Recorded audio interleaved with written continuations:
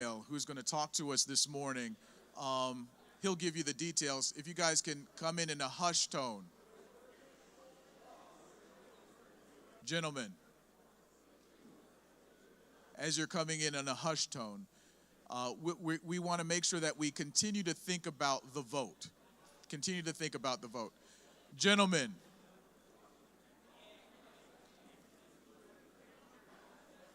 gentlemen, as you're coming in, if you can please come in a hushed tone. A hushed tone. Thank you. Yes, sir.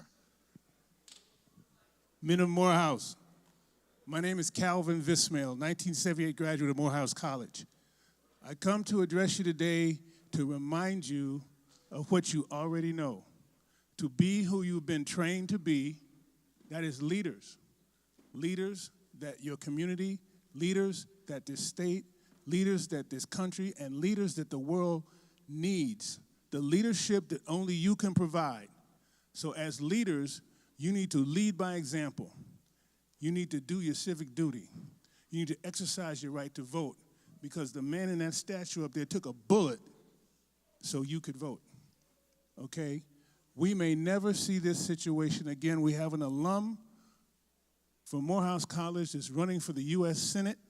We have a Spelman alum who's running for governor of the state of Georgia. You need to step up and be who you are groomed to be. Take your rightful place, go to the polls, and exercise your vote. If you're registered to vote in Fulton County, we'll be providing free rides to the polls in front of King Chapel this afternoon and tomorrow. However, I know that you've heard this before, and you need a little extra motivation.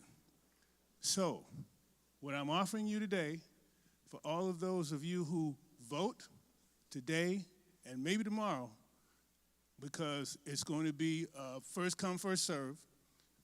There'll be a concert on Saturday with Glorilla, 2 Chainz, maybe Cardi B. If you have a picture of yourself with your sticker at the polling place, or if you have a sticker with you, you can get in for free. All right, now you spread the word. I'm deputizing each and every one of you to spread the word that voting is what we do as leaders at Morehouse College. Thank you. Thank you, sir. Appreciate it, of course. All right, gentlemen, we're going to go ahead and get started with our program today. We know that George Land of the National Basketball Association is going to come and be in conversation with us. This is a part of a second Thursday, I've loosely said, in residency for the Andrew Young Center for Global Leadership. Dr. Kipton Jensen is going to come up and talk to us a little bit about the relationship of leadership studies and how it is that Mr. Land came to be in conversation, and then we'll have his formal introduction in his address. All right, so Dr. Jensen.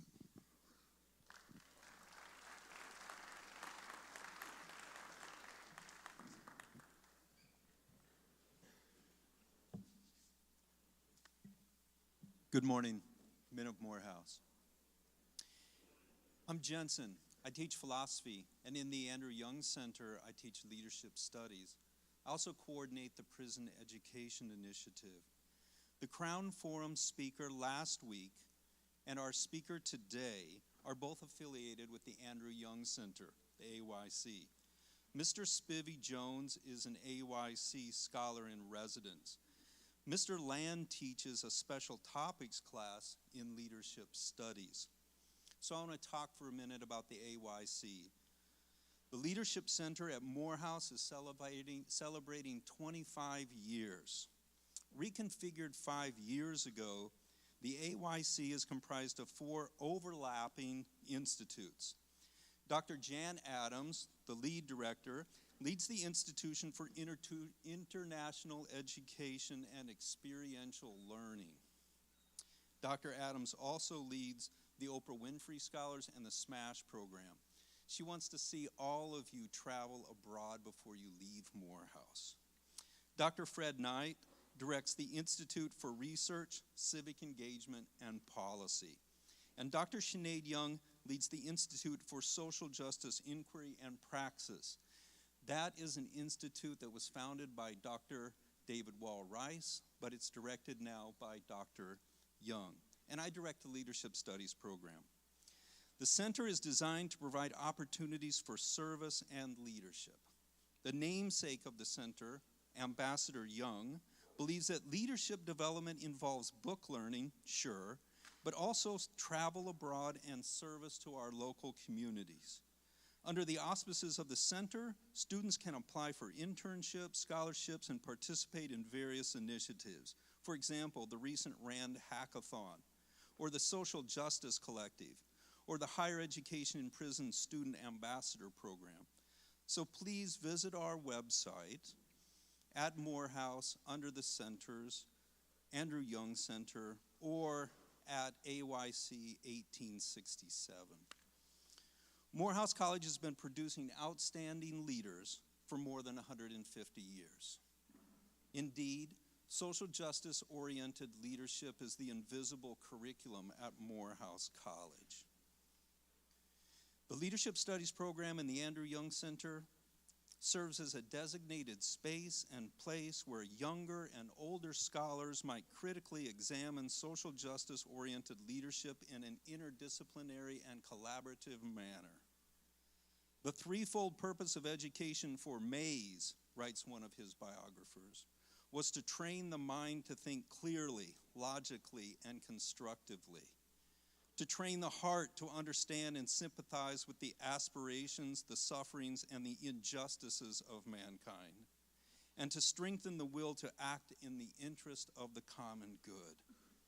The Leadership Studies program extends this legacy of Mays and Thurman, as well as Martin Luther King and Andrew Young, with its conscientious commitment to producing Morehouse men who are prepared to serve and lead in the ongoing struggle for freedom and justice for all. Our curriculum is decidedly heritage-centric, if not Afrocentric. We offer an FYE class in social justice leadership. We teach general education classes such as Introduction to Black Leadership, African Liberation Movements, and Theories of Leadership. But we also teach special topics courses in leadership. For example, Mr. George Land's class this semester on leadership in sports. We have a full-time visiting professor in leadership studies, Dr. Justin McClinton, a Morehouse man, who will introduce Mr. Land. And feel free to speak with me or Dr. McClinton about the leadership studies minor. Thank you.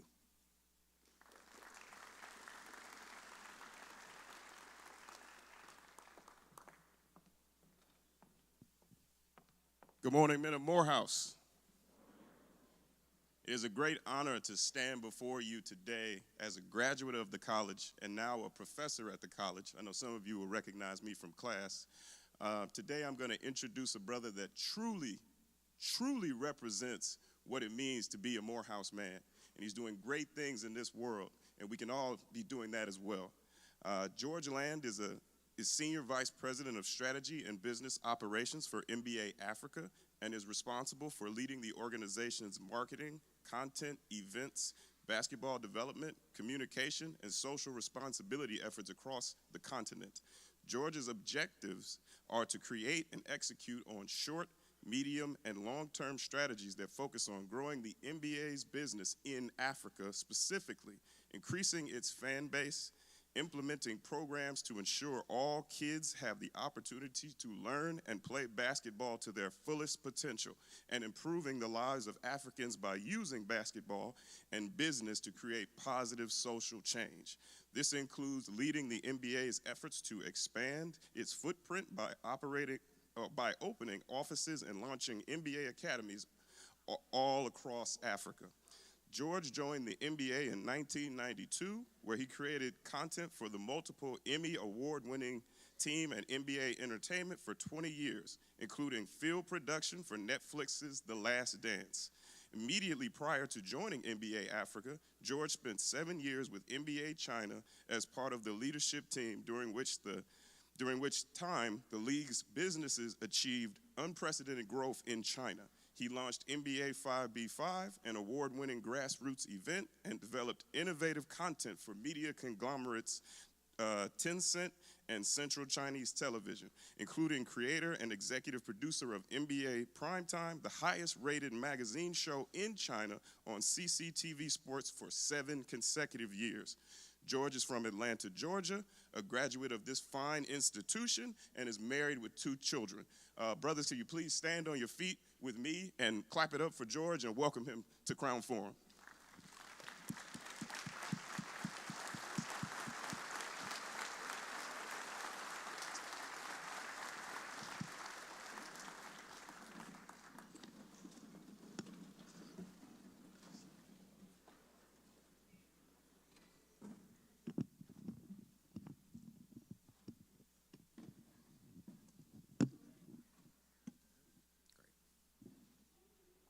Thank you, Justin. To President Dr. David A. Thomas, Morehouse visionary and leader, to Dean Lawrence E. Carter, the inaugural and only dean of this blessed house, to Dr. David Rice, the curator of this jewel, the Morehouse Crown Forum, to my friend Dr. Jan Adams, lead director for the Andrew Young Center for Global Leadership, to Dr. Jensen, to Dr. Clinton, to the Morehouse administration, to the staff, the students, extended Morehouse community.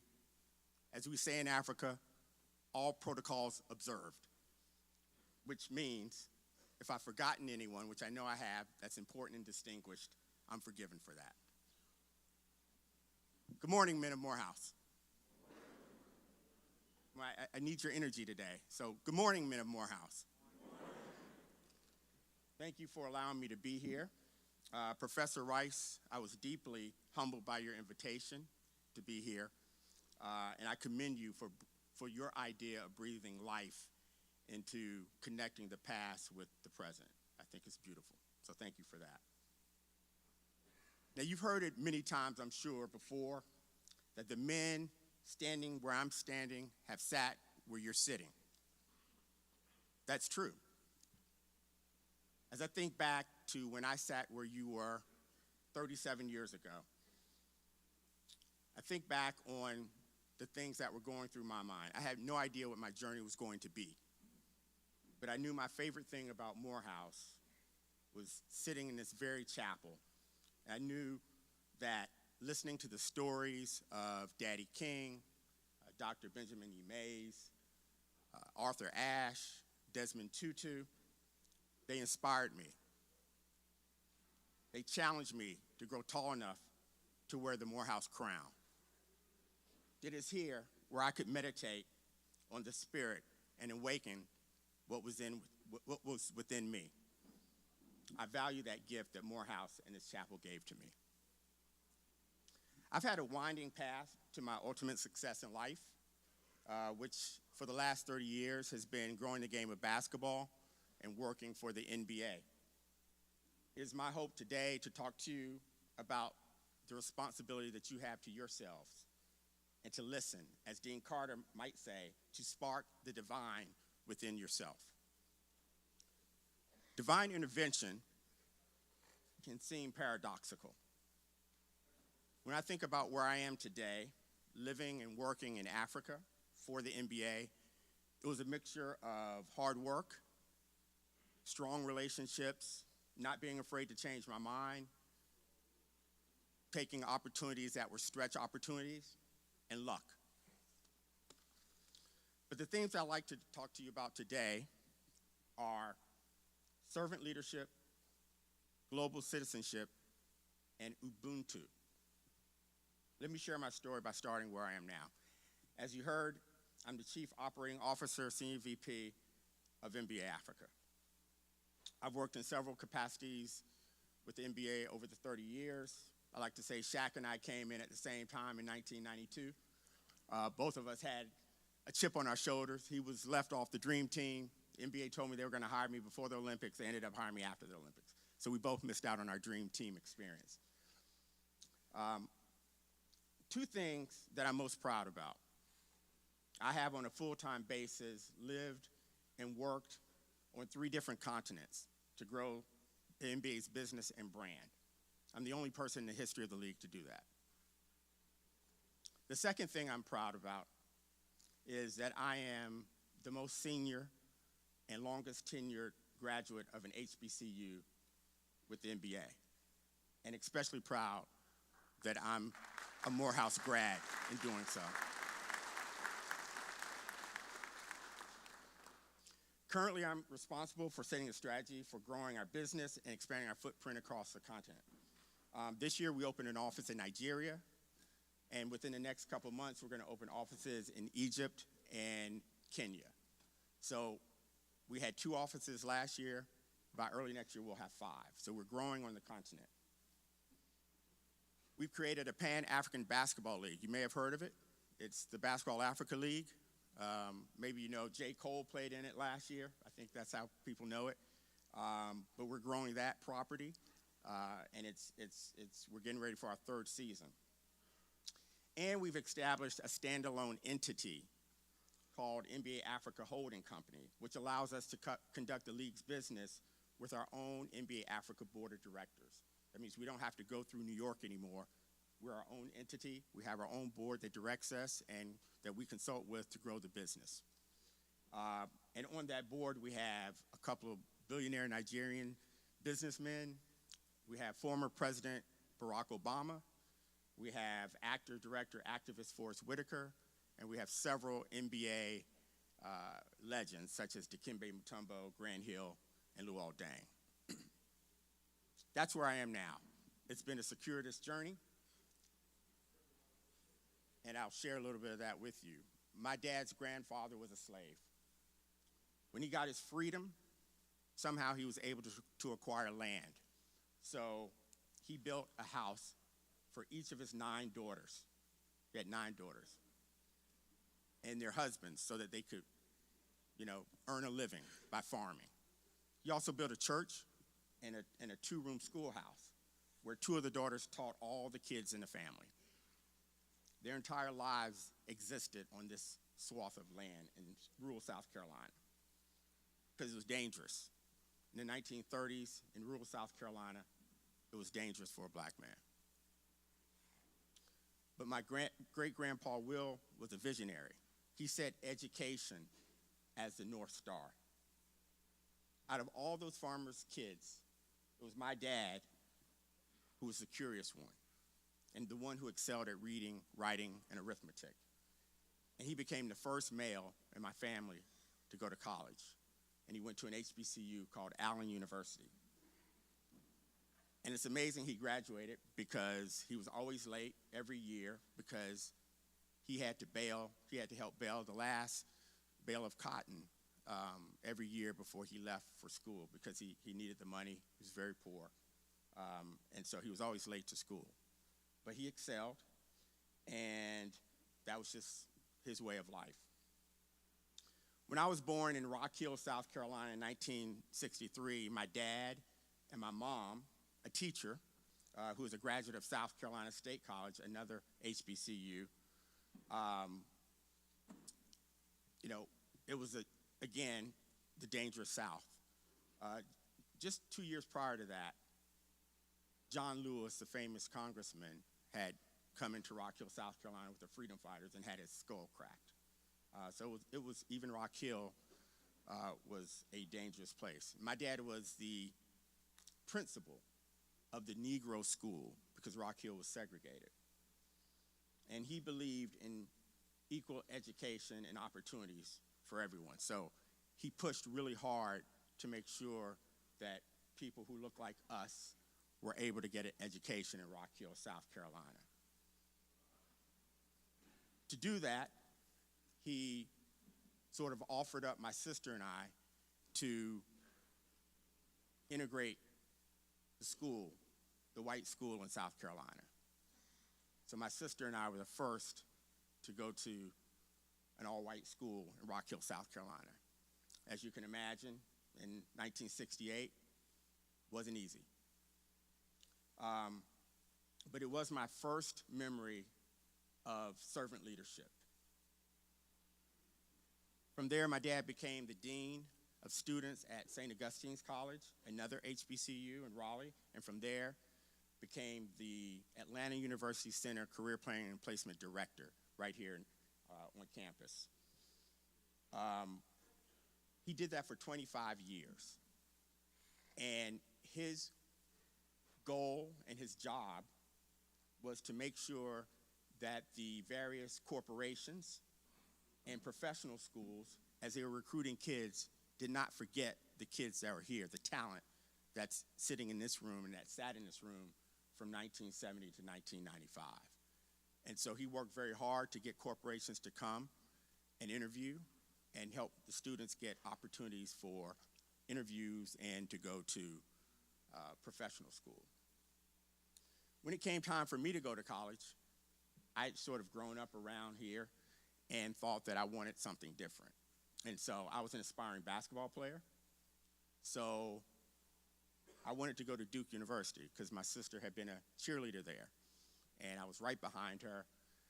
And while it was a great experience as a walk-on player, I walked on to Mike Krzyzewski's second team in 1981. It was a different experience. And Duke was only about 16 years removed from being an all-white institution. So, as you know, policies can change, but the hearts of men tend to be slow. I made a C in general chemistry, and honestly, my grades weren't that good, and that's no one's fault but mine. However, the head of the chemistry department was my advisor, and he sat me down and told me to my face, "You don't have what it takes to be a doctor. So I'm not going to sign your card. I'm not going to sign your major." This was my first crossroads in my life. I love the friendships that I'd made at Duke, especially the black students. But my dad reintroduced me to the idea of Morehouse College. I knew that that was my destiny, and it was calling me. I came to Morehouse. I loved it. I thrived. I graduated with a degree in biology and was immediately accepted to medical school.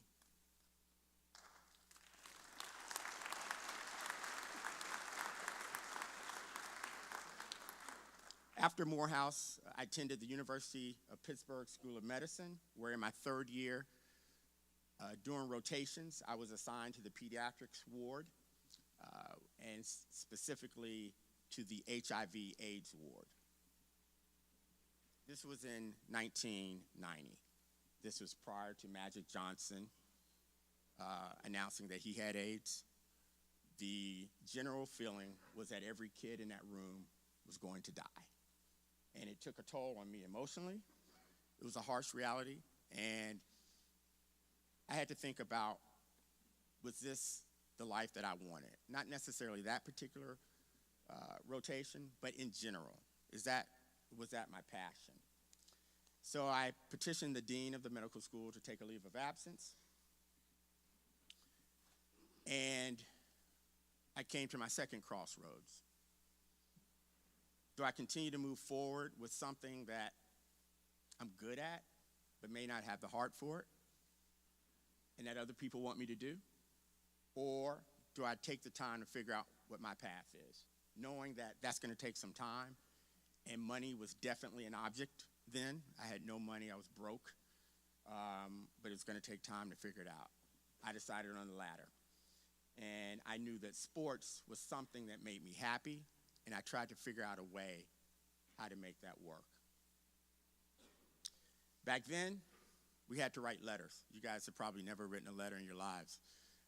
But you had to write letters, you had to mail them, and then you had to wait until it got there, and then hopefully someone's going to answer you, read your mail, and then send something back to you. So I sent letters to everywhere. I mean, if it was a minor league team in Wisconsin, I sent a letter. I sent letters everywhere. And I kept getting rejected. Most said, well, we don't understand. You're about to be a doctor in 20 months. Like, we don't get you. And no one really got me. Then I had a friend who had just started at NBA Entertainment, and I knew her in Pittsburgh. And she called me one day, and I was working for the Atlanta Urban League at that point. And she said, hey, there's this job. They need to know what's on all these tapes that they have in the vault. They go back to the 1950s, 60s, 70s, and I know that that's your thing because it was my thing. My knowledge about sports, football and basketball especially, was deemed encyclopedic by my friends. I could always sort of tell you who, what the stats were. It's just my thing. And so she told me to call this guy, and I called him, and he said, okay, how far back does your knowledge go? And I said, hey, 1946, as a proud Morehouse man would say, right to the beginning. And he said, okay. Can you name any players off the 1950 Minneapolis Championship Lakers team? And not only did I say George Mikan, who was the obvious one, I named 6 or 7 other players. And this is before the internet. This is before, you could look things up. And he asked me how old I was. I said I was 20, whatever. And he's like, look, we gotta get you up for an interview. Of course, I was broke, didn't have any money, couldn't get to New Jersey, Secaucus, New Jersey. But this divine, intervention, really. The Urban League sent me to Princeton, New Jersey for some business. It was the only time they ever sent me anywhere. And so I attended the summit for 4 days. On the 5th day, I rented a car and drove to Secaucus, interviewed, and eventually, after the Olympics in 1992, after the Dream Team, I got the job. So I knew that that's where I belonged. And I did that for 20 years. I had to make it work. I wasn't going to go back to medical school. I was deep in debt. But I was where I needed to be. And so when you find your dream, you tend to work very hard. You take it very seriously. So that first year I was asked on merit to attend the 1993 finals. It was Jordan versus Barkley. I don't know if you guys remember. It's too young for you guys, too old for you guys, but it was an amazing series, the two of them. And I started to create content for the NBA. So my job was to travel around, hook up with the superstars, and create fun content that was airing on NBC on a show called NBA Inside Stuff, which is an old show with Ahmad Rashad. That took me to great opportunities. As Justin said earlier, I followed Michael Jordan and the Bulls around in 1998, and that footage ended up leading to the Last Dance documentary that you might have seen on Netflix. I traveled to Japan and Australia with the Olympic team in 2000. And I spent a year with LeBron James, his rookie year, with him as he went through his first year in the NBA, and we documented it. So there were great experiences for me. But I knew that was not enough. I decided I needed to try to reinvent myself because I was getting old. I was 40 years old, and I was following LeBron around, and I realized that, my time was doing that was going to end soon. So I got my MBA degree, and someone told then Commissioner David Stern, I don't know if you guys remember David Stern. David Stern called me and said, hey, someone told me I should know you. And we ended up hitting it off. And so he asked me to help him sort of restructure NBA Entertainment. He promoted me to senior vice president. And then I came up with this idea that the NBA had a lot of opportunity in China. And so I wrote up a job description. I talked it over with my wife, and I presented it to David. And within 5 months, we were living in China, this whole new world, a place like no other. Before I got to China, we never hit our revenue target. In the 7 years that I was there, we always did. And it was really all about creating localized content, creating content for the Chinese audience. And this led to some massive media rights deal with Tencent. We signed a $1.5 billion media rights deal, the largest in international history still. My family learned Mandarin. We traveled 13 or 14 different Asian countries. And we were now global citizens. We had a deep understanding of China, their people, its culture. It gave us all an advantage. And so this idea about global citizenship is a very important one. We need to be global. We need to be global. And how it worked out for me, when the Rockets or someone wanted to understand how to grow their brand in China, who did they call? When players wanted to understand the sensitivities of social media and growing their brand, who did they call? When Kobe Bryant came over every single summer, who did he most feel comfortable with? And so it gave me an advantage. It sort of put me in a different place from all of my other NBA colleagues. And it was helpful. Because when it came time to leave China after 7 years, I wanted to come back to Atlanta. But the commissioner and deputy commissioner called me up and said, you know, we're trying to, the next market is Africa. We need to do the same thing we did in China in Africa. And you have the experience to help us do that. And when I thought about it, I thought about the things that resonate with me, which is, you know, this idea of servant leadership, this idea of being a global citizen, and understanding, having traveled all over the world, that the darker you are, the more oppressed you are, not only in this country, but across the world. The opportunity to go to Africa was quite appealing. So in 2019, I dragged my family to Johannesburg, South Africa, and we started to grow the business in Africa. And it was there that I learned about a word called Ubuntu. It's a Zulu word, and it simply means I am because we are. More broadly, it's the idea that we're all connected as humans, that no individual exists by themselves, and what you do has an effect on the entire world. And Ubuntu was used by the first South African president in 1994, Nelson Mandela, to really keep the country from becoming fractured. And this was a concept that he preached. You can apply it to the sports world as well.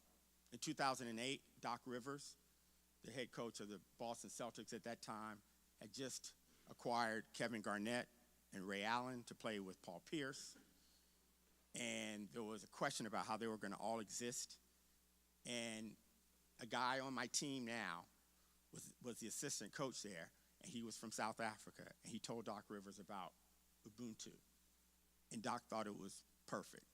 And he used that, and he got the team to buy in to this, not only this word, but this lifestyle of existing cohesively together.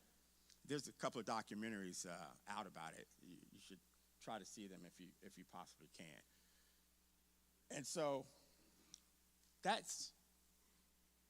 all of that resonated with me. You know, my goal as an executive with NBA Africa, not only to grow our business, because we're not philanthropic, we are a business, but we use the money that we make to put back into the communities. And we think basketball, sports in general, can be transformative, but we think basketball has the power to be an economic engine in communities. We know we know it has the ability to affect positive social change. And so to see little black boys and little black girls playing on courts that we've built, kids in South Sudan, a country that's, been marked with a lot of civil unrest, to see kids there playing in the Junior NBA League, to see the joy of these kids' faces. At this point in my life, I'm not thinking about being commissioner of the NBA. That's my friend Adam Silver's job. We were classmates at Duke. That's his job. What I'm most interested in is exactly what I'm doing, and that is trying to affect the lives of others. And so it is that servant leadership. It is that being global. And we must continue to strive to do that so that we can affect those that are socially and economically disadvantaged. The last thing I want to say is that relationships are extremely important. Relationships. And it's not about networking. It's about developing relationships.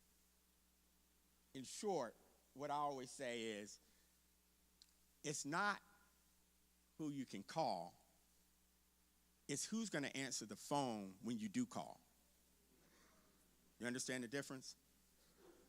So you have to develop these relationships. And they take effort, and they take time. But that is key in this world. And finally, work ethic. There's no escaping that. And we know we have to work hard. So I would say to give anything less than your best is to sacrifice the gift. Thank you very much, Morehouse. Love you.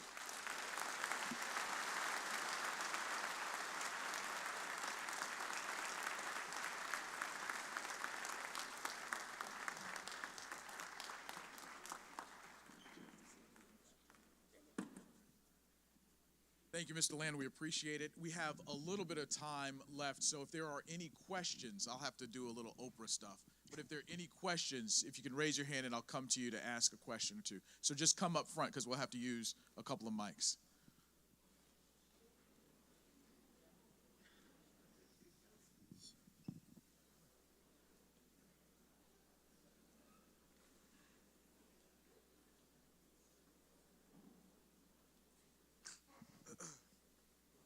How you doing? I want to say thank you for coming out and speaking and dropping some wisdom for us today.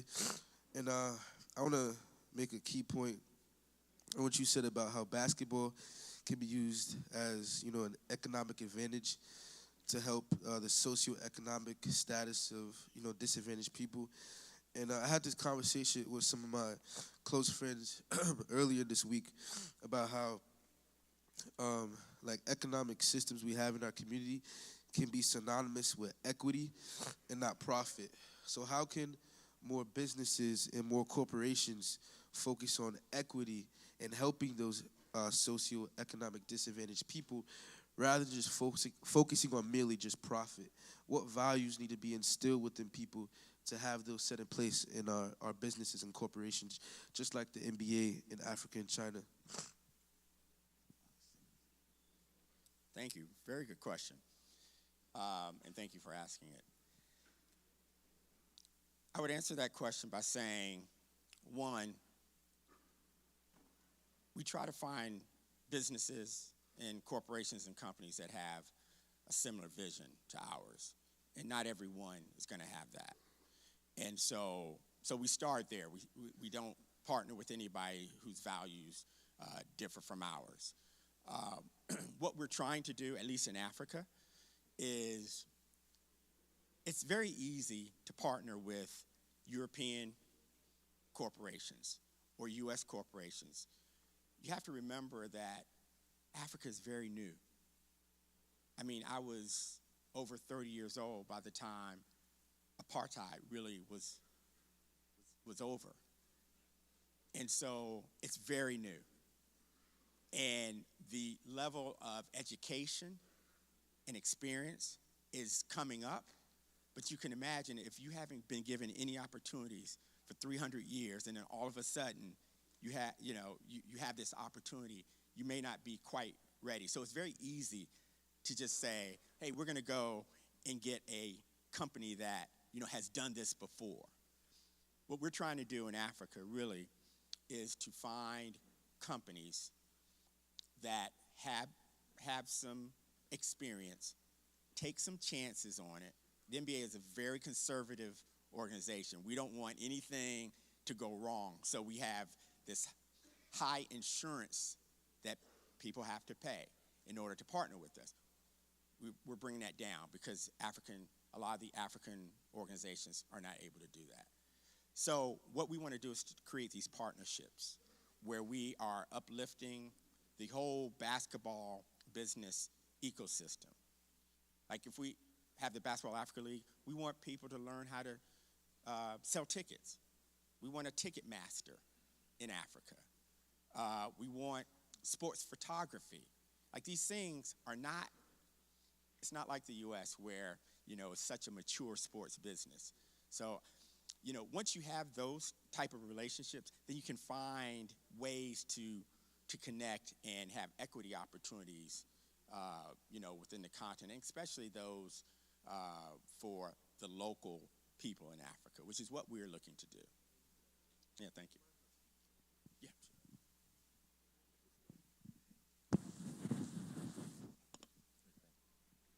Good morning. My name is Keon Rosado. I wanted to ask, what are specific initiatives that Africa NBA is doing that uses a social justice framework?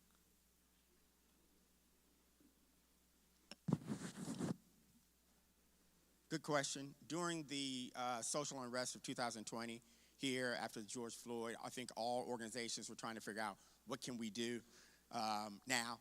And so we thought about that in Africa as well. We don't have the particular issue of police brutality like it is here.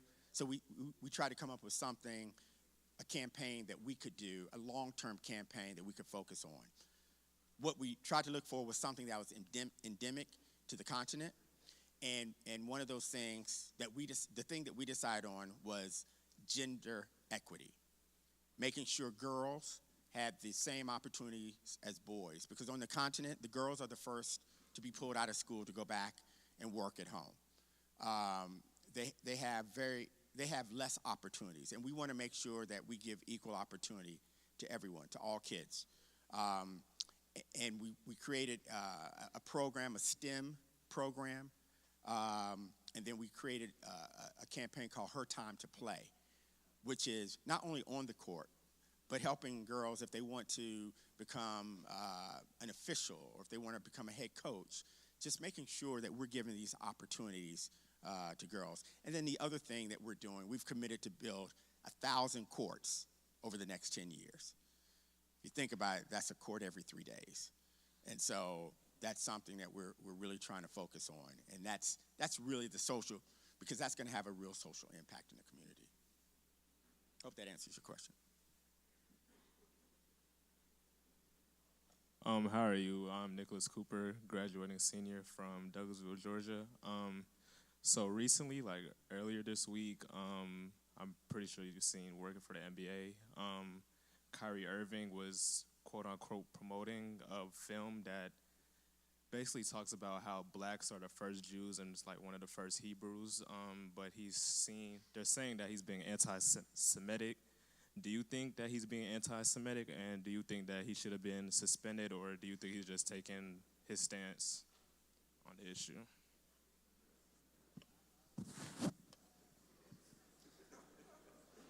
Thank you, my homeboy, for putting me on the spot here.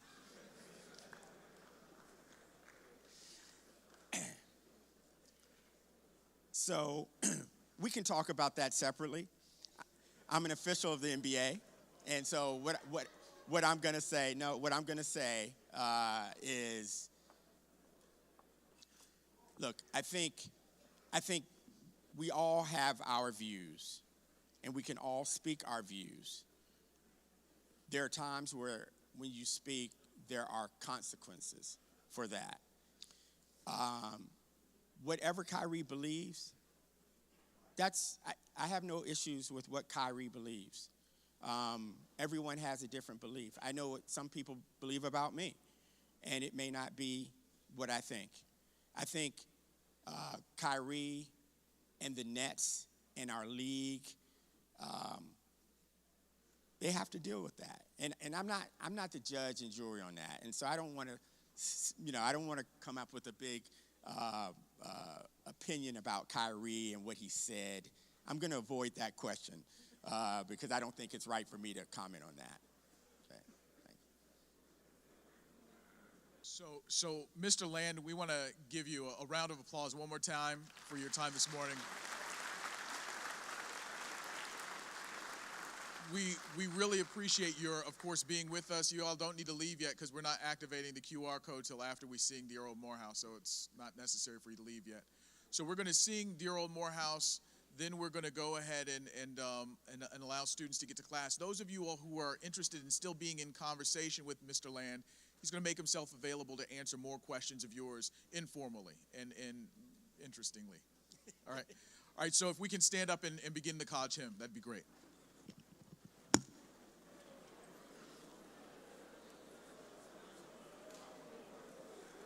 Dear old Morehouse,